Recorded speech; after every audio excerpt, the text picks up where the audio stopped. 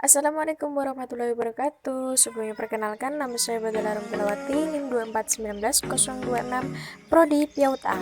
Di sini saya akan menjelaskan tentang materi manajemen PAUD. Yang pertama, manajemen penyelenggaraan PAUD. Yang kedua, manajemen kurikulum PAUD. Yang ketiga, manajemen pengolahan pembelajaran PAUD.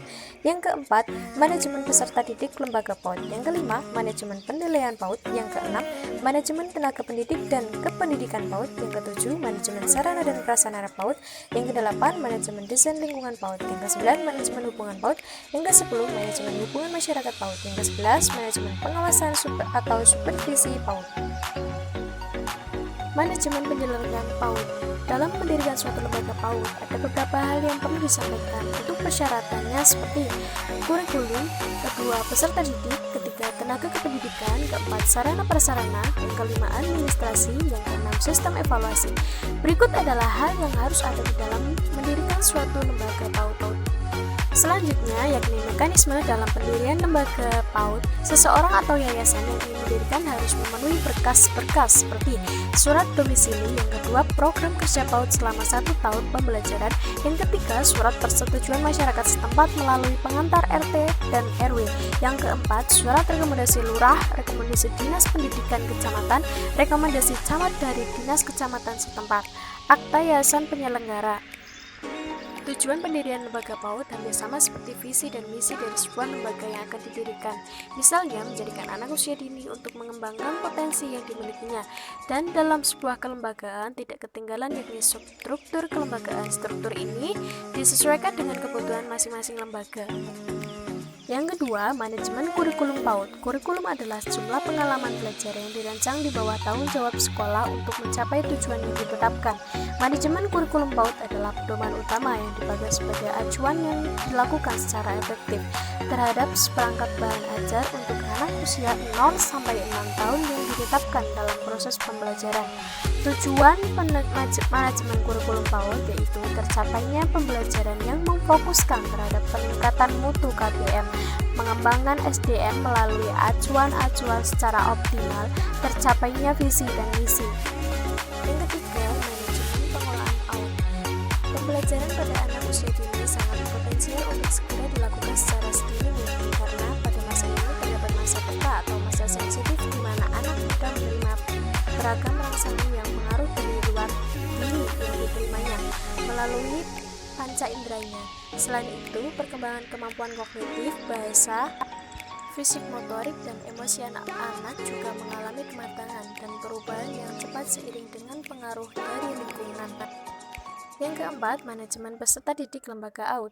Manajemen peserta didik dapat diartikan sebagai usaha pengaturan terhadap peserta didik mulai dari peserta didik tersebut mulai masuk sekolah sampai dengan mereka lulus sekolah.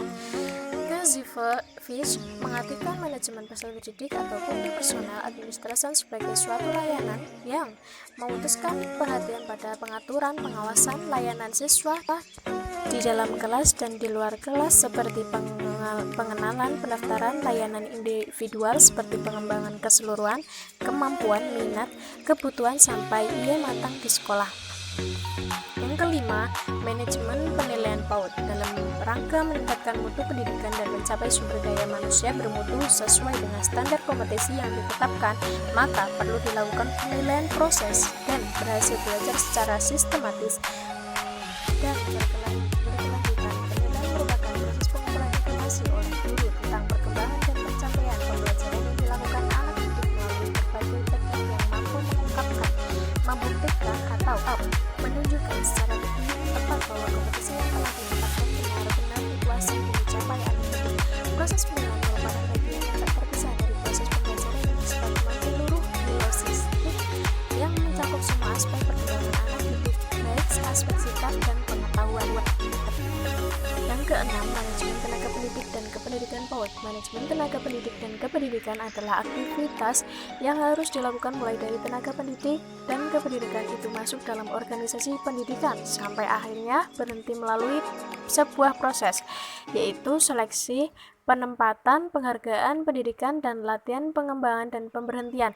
Unsur-unsur manajemen tenaga pendidik dan kependidikan antara lain manusia, barang, mesin, uang, metode, pasar, waktu, Ruang lingkup manajemen tenaga pendidikan dan kependidikan antara lain pengadaan tenaga kependidikan, pembinaan tenaga kependidikan, pengembangan tenaga kependidikan, kesejahteraan tenaga kependidikan, pemberhentian tenaga kependidikan, pemensiunan tenaga kependidikan.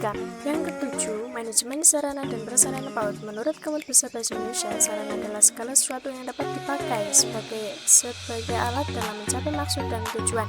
Sedangkan prasarana adalah segala sesuatu yang merupakan penunjang utama terselenggaranya suatu proses, seperti benda-benda yang tidak bergerak.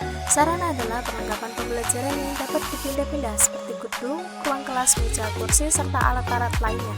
Kemudian, prasarana adalah fasilitas besar untuk menjalankan fungsi sekolah madrasah seperti halaman, taman, lapangan, dan jalan menuju sekolah. Sarana dan prasarana dibagi menjadi dua, yaitu sarana dan prasarana indoor dalam ruangan atau sarana dan prasarana outdoor atau di ruang-ruangan. Perencanaan sarana dan prasarana pendidikan merupakan proses perencanaan upaya pembelian, penyewaan, peminjaman, penukaran, daur ulang, kondisi, rehabilitasi, distribusi, dan pembuatan peralatan dan perlengkapan yang sesuai dengan kebutuhan sekolah. Yang kedelapan, manajemen desain lingkungan PAUD. Manajemen desain lingkungan PAUD adalah penataan tempat indoor maupun outdoor PAUD. Walaupun kegiatan penampilan indoor maupun outdoor PAUD bukan keahlian guru, tetapi setidaknya guru PAUD dapat mengenali karakter desain PAUD mengenai dengan dunia fantasi anak. Konsep desain lingkungan PAUD dengan landasan filosofis yang kuat sangat dibutuhkan, khususnya dalam penataan ruang, pemetaan fungsi lahan dan letak bangunan dan lain sebagainya. Selanjutnya, manajemen keuangan PAUD. Manajemen keuangan menurut Maisyarah menjelaskan manajemen keuangan adalah suatu proses melakukan kegiatan pengaturan uang dengan menggunakan tenaga orang lain. Penyusun rencana dengan anggaran lembaga pendidikan merupakan kegiatan merencanakan sumber dana untuk menunjukkan kegiatan pendidikan dan tercapainya tujuan pendidikan di lembaga pendidikan. Pemerintah dan mengeluarkan keuangan sekolah harus dilaporkan dan dipertanggungjawabkan secara rutin sesuai peraturan yang berlaku. Yang ke-10, manajemen hubungan masyarakat PAUD. Manajemen humas adalah suatu hubungan lembaga pendidikan dengan masyarakat bertujuan memungkinkan orang tua dan masyarakat wilayah berpartisipasi aktif dan penuh arti di dalam kegiatan pendidikan di sekolah. Tujuan utama program humas dalam suatu lembaga pendidikan adalah untuk membangun dan memelihara kerjasama yang positif antara lembaga pendidikan dengan masyarakat yang terkait. Yang ke-11, manajemen pengawasan atau supervisi PAUD. Secara etimologi, supervisi berasal dari bahasa Inggris to supervise, yang berarti mengawasi. Supervisi merupakan suatu aktivitas pembinaan yang direncanakan untuk membantu para guru dan mengawali sekolah lainnya dalam melakukan pekerjaan secara efektif.